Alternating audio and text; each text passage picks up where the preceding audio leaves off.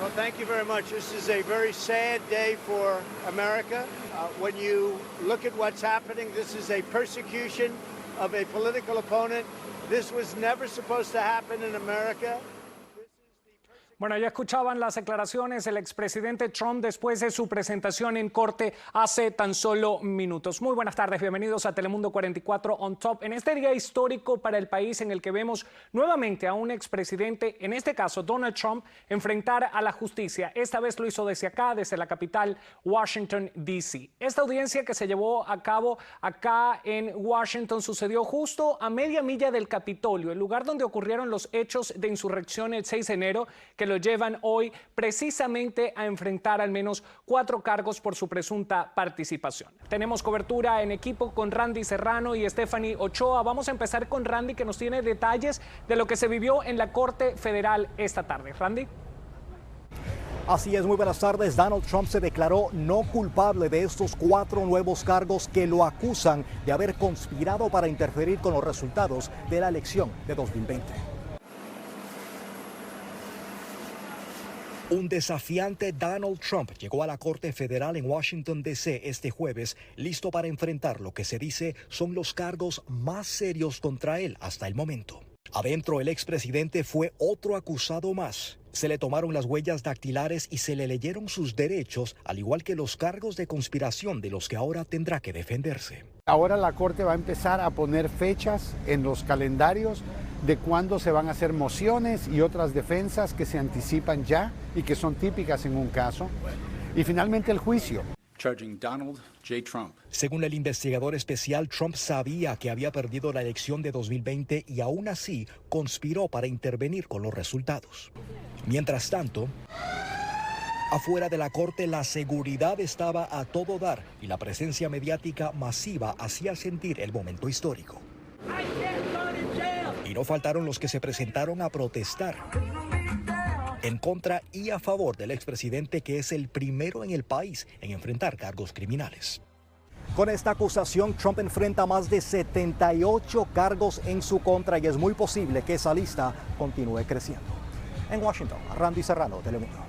Gracias, Randy. Y ya también sabemos que esa primera audiencia será el próximo 28 de agosto a las 10 de la mañana. Y bueno, esto parecerá lección repetida, pero tal como en los casos anteriores que está enfrentando el expresidente, este también tiene un proceso similar y un poco largo. Vamos a empezar con el gran jurado que determina si hay causas probables para acusar al investigado, seguido de un arresto que en su caso pues no procede. Acá se van a tomar las huellas dactilares. Luego se hace una lectura de cargos en donde además se escucha su declaración de responsabilidad y posteriormente se llevan a cabo las audiencias previas al juicio que darán paso al punto final, que es el juicio y posible sentencia.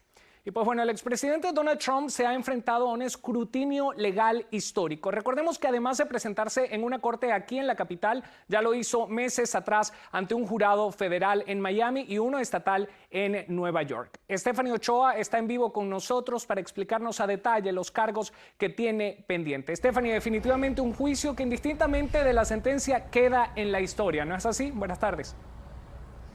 Buenas tardes, Emanuel. Bueno, pues ya lo has mencionado, esto es histórico. Son 3 imputaciones en solamente 4 meses que implican varias decenas de cargos. ¿Te parece si las desmenuzamos, vemos lo que está en juego y también qué sucedería en caso de un veredicto? Además de estos nuevos cargos sobre las elecciones del 2020 y el ataque al Capitolio, Trump tiene pendientes otros juicios. La investigación de documentos clasificados en Mar-a-Lago, aquí fue acusado de 40 cargos relacionados con estos papeles. ¿Qué significa esto para Trump? Los cargos no lo descalifican para postularse como candidato a la presidencia o desempeñar un cargo público, pero podría significar años de prisión si es declarado culpable. ¿Qué sigue?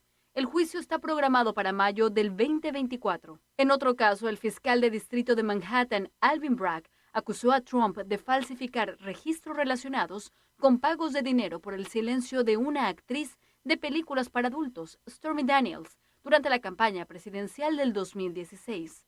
Los fiscales también acusaron a Trump de participar en un esquema ilegal para influir en las elecciones. ¿Qué pasa con este caso? Trump sigue negando haber tenido un encuentro sexual con Daniels hace décadas y se declaró inocente. ¿Qué sigue? El juez que supervisará el caso ha fijado una fecha para que el juicio se lleve a cabo en marzo del 2024. Bueno, ahora bien, hay otra investigación que ya fue concluida, se está esperando que esto pudiera avanzar a otra etapa judicial, pero en Georgia también se le podrían imputar cargos. Este caso tiene que ver también con las elecciones del 2020 que han sido ese talón de Aquiles para el exmandatario republicano. Regreso al estudio, Manuel. Muchísimas gracias, Stephanie, y estaremos pendientes, porque sin duda Trump ha sido un personaje público desde hace mucho tiempo y ya ha estado involucrado en más de 4.000 demandas desde la década de los años 70, donde lo acusaron de discriminar a los neoyorquinos negros y alquilar apartamentos. Posteriormente, en los 80, se le acusa de entregar apartamentos en su torre a figuras relacionadas al crimen organizado y en paralelo se le investigan presuntos vínculos con mafias. En el año 2000, le acusan de restar importancia a los resultados negativos en sus informes financieros del casino. Y en la década de los 10 fue encontrado personalmente responsable por defraudar a más de 5,000 personas en la extinta Universidad Trump. Y luego de hacerse presidente, enfrenta 2 juicios políticos en los que resultó absuelto. El primero por presuntamente solicitar interferencia extranjera para ganar las elecciones y el segundo por la presunta incitación a los ataques del Capitolio. Bueno, y desde muy temprano se supo que varios oficiales de la policía del Capitolio, quienes estuvieron presentes en la insurrección, estarían hoy dentro de la corte. Por lo menos fue el caso de Harry Dunn, un policía de esa agencia, quien desde el incidente ha sido muy vocal en contra de quienes participaron en el ataque al Capitolio. Allí en estas imágenes lo vemos salir de la corte, aparentemente contento con el resultado de los cargos del expresidente Trump. El oficial asegura haber sufrido lesiones físicas y mentales luego del motín. Y bueno, el presidente Biden ha preferido mantenerse al margen de comentar sobre lo que sucede hoy en la capital del país. Desde Delaware, donde está de vacaciones, ignoró la pregunta de los periodistas al respecto. Su campaña también declinó comentar. Mientras que la portavoz del equipo del exmandatario se dirigió al pueblo estadounidense, escuchemos lo que dijo. President Trump and his legal team will continue to fight, not for him, but for the American people. Bueno, y una figura clave en este juicio puntual contra Trump es el ex vicepresidente Mike Pence, quien pasó de ser su compañero de gobierno a un rival importante. Y aunque se negó a testificar ante el comité de la Cámara que investigó los hechos del 6 de enero, en la acusación del fiscal especial Jack Smith citó algunas declaraciones en las que Pence dice que Trump lo acusó de ser demasiado honesto y en la que asegura respondió diciendo que no tenía la autoridad para cambiar resultados.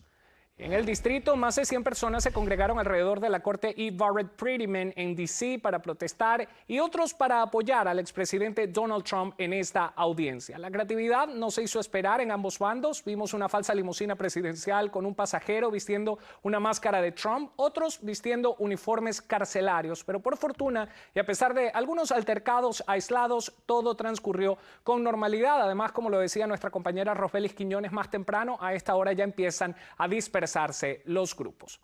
Y bueno, a pesar de esto, ¿puede continuar con su campaña política y posible participación en el proceso electoral de 2024? La respuesta es sí. Nació en Estados Unidos, es mayor de 35 años y ha vivido aquí por al menos los últimos 14 años, que son los únicos 3 requisitos constitucionales. De hecho, esto ya ocurrió con Eugene Victor Debs en 1920, un socialista que se postuló como candidato presidencial desde la cárcel y aunque perdió, recibió más del 5% del voto popular. Lo que dicen abogados es que la forma para ser descalificado hubiese sido si alguno de los juicios políticos que enfrentó lo hubiesen condenado.